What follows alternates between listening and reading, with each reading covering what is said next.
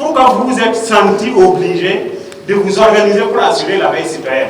L'avènement du MPCR2 le 30 septembre 2022 avec à sa tête le capitaine Ibrahim Traoré, président du Faso chef de l'État, a été salué par la quasi-totalité des couches de la population, notamment la jeunesse qui s'est très vite organisée pour soutenir les autorités à travers la veille citoyenne.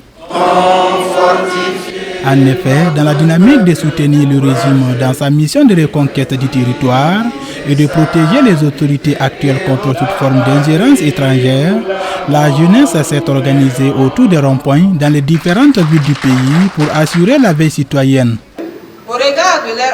Au regard de leurs actions citoyennes salutaires, un renforcement des capacités des membres de cette veille citoyenne est nécessaire.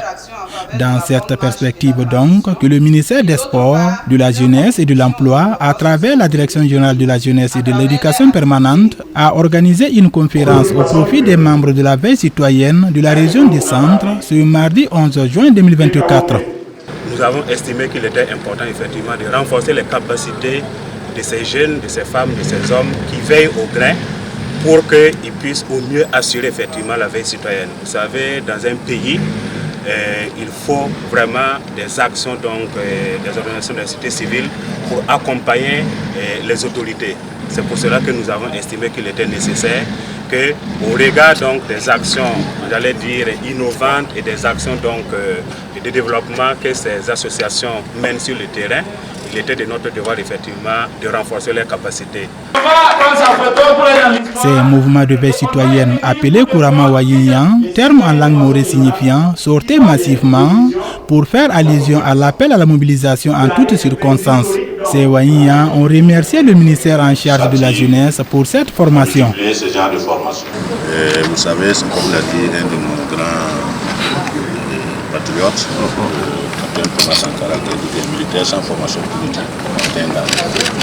Cela veut dire que nous, en tant que leaders, nous pensons qu'avec cette formation, ça va beaucoup, en tout cas, unifier la veille citoyenne de notre grand leader, le capitaine Ibrahim Traoré, pour la transition, pour la reconquête de notre territoire et la souveraineté nationale. Ici, cette conférence régionale.